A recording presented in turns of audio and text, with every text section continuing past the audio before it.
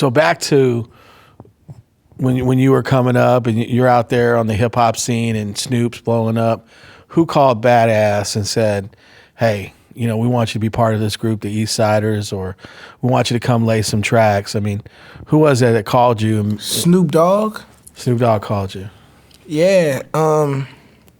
So when I met Snoop, I had already been listening to some of his underground stuff. He had Deep Cover out. The Chronic album was, I think it was in the mix and it was about to release, or maybe it had just dropped, because I met him in '92. That was the year the Chronic came out. And I'm almost sure I met him before it dropped, but it was like an instant chemistry. He's a couple years older than me, so I think that helped me become close to him, because I think he instantly looked at me like a little brother, a little cousin, a younger him in a sense, because soon as I met him, I rapped for him. My homie that had Darachi that used to bring the tapes, we was actually out selling crack cocaine. For real. We had it was a block in the hood we used to go sell crack on, and we was young. We'd take $100 to go flip it up, make us a few hundred. And me, Darachi, my homie Hollywood, and it might have been one more of us. I had to always talk to the stories with the guys, because it was like four of us. Came from the little dope spot, all had a little money on us, and we was waiting on the bus. So the bus was taking long, and we was going east up toward Signal Hill area where we stay. And as we was going up, we stopped by VIP. And we sat in front of the bus stop for a minute, looked down the street, see if the bus was coming. One of the homies looked up and was like, "There goes Snoop." Now, mind you, we listening to this dude's mixtapes all the time.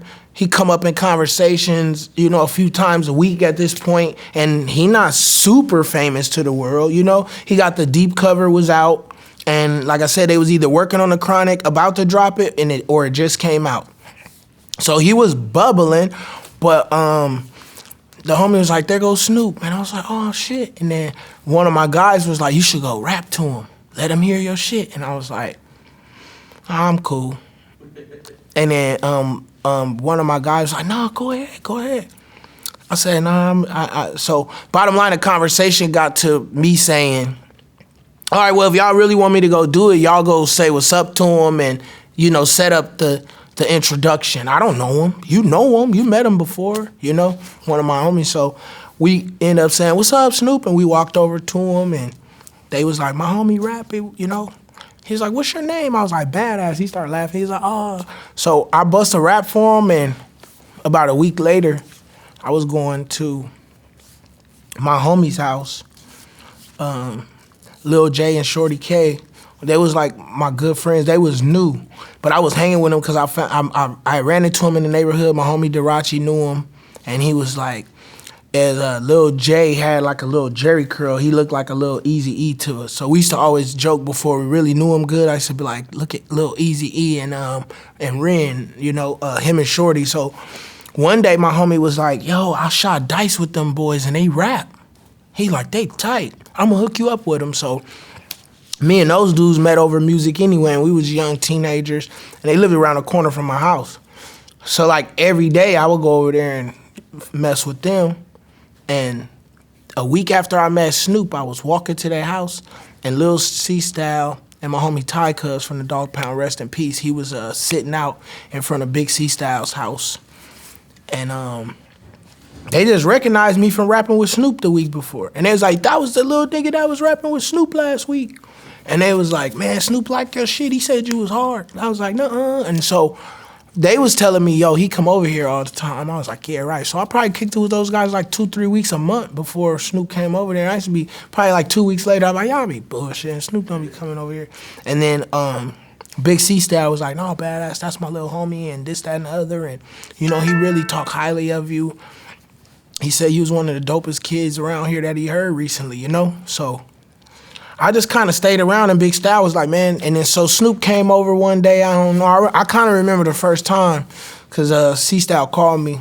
I had his number. He had my number, and he was like, Bad Azz Snoop coming over, come through. And so I remember I went over there, and that was like really my first time kicking it with him. Like we smoked weed and we talked and did some raps and shit in the kitchen. We had the homie little apartment. So it was just cool. And then after that, we just kind of bonded. Like I would see him here, I would see him there. He gave me he had a beeper, pager and shit, so I would page him and talk to him. He'd call me back here and there, talking shit to me. That was like my fondest memories, because it was like, I didn't really trip that he was only a couple years older than me. So mind you, he like 20 years old. I'm like 16, 17. He would call me and just bag on me, talk shit. What you doing, motherfucker? You sitting in the closet eating cereal, trying to find a way to get to the studio. Just funny ass jokes and shit. And I would start bagging on him.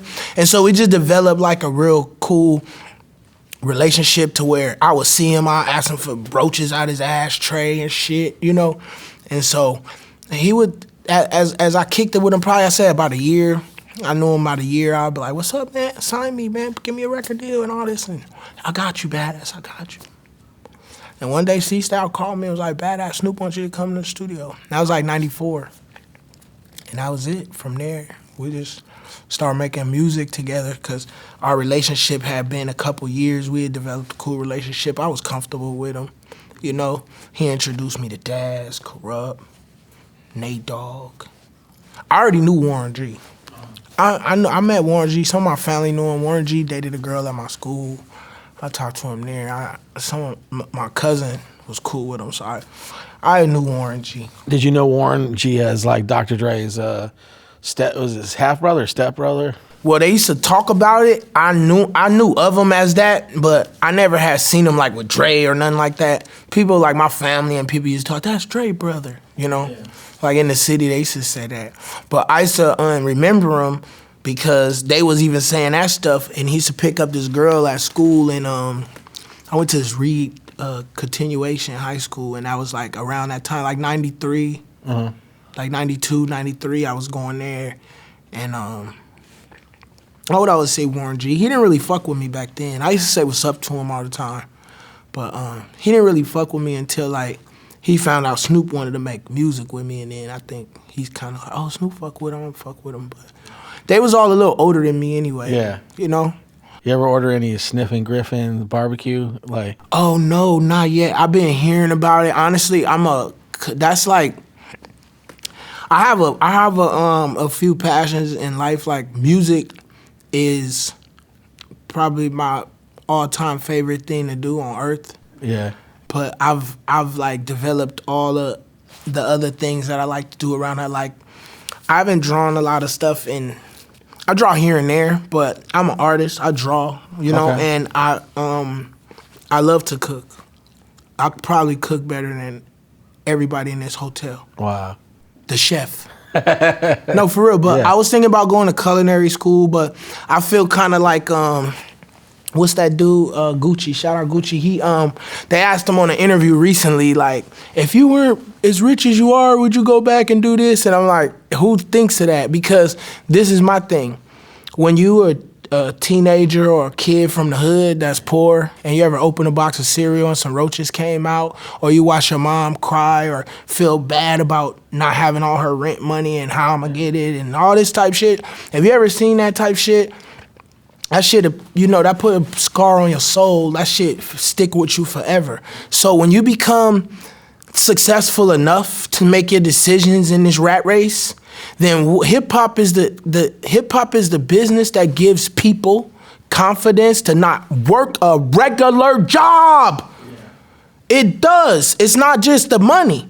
I've seen people broke in hip hop. I've been there. I've literally been $0 in the bank, and I will not get a regular job. Not because I got pride, not because I feel too big. I already know what the rat race is gonna do. I'm gonna go get a regular job, and I'm gonna be stuck in that rigmarole.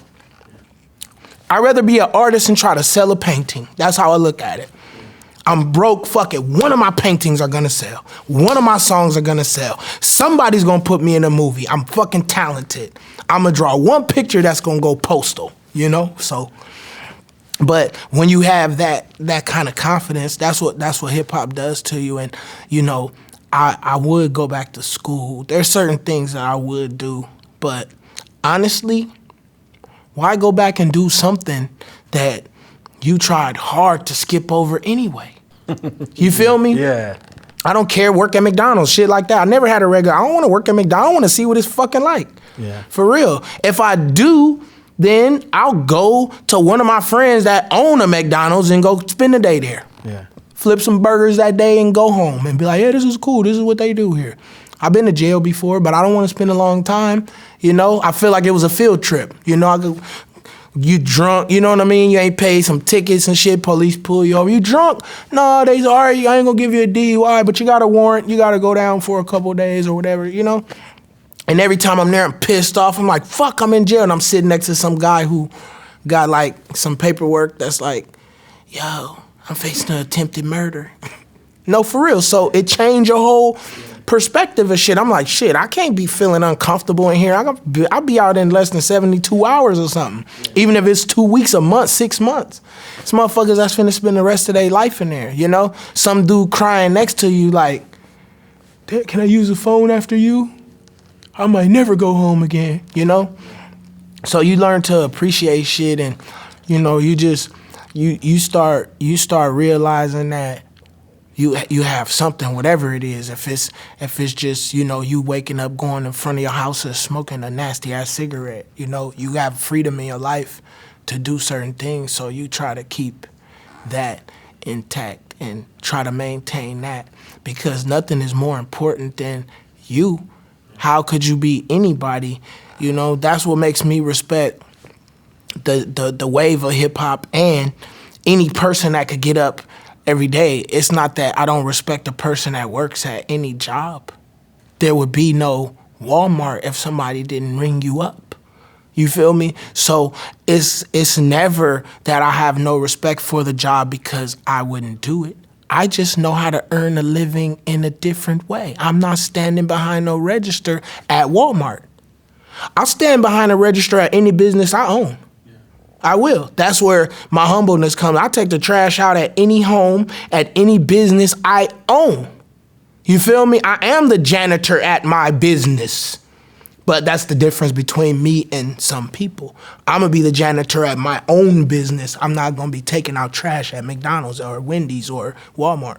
I'm not going to be ringing up people knowing what Walmart makes, what the Waltons make. I'm just one of those kind of people. I'm trying to turn my family to the Waltons. Everybody don't think like that.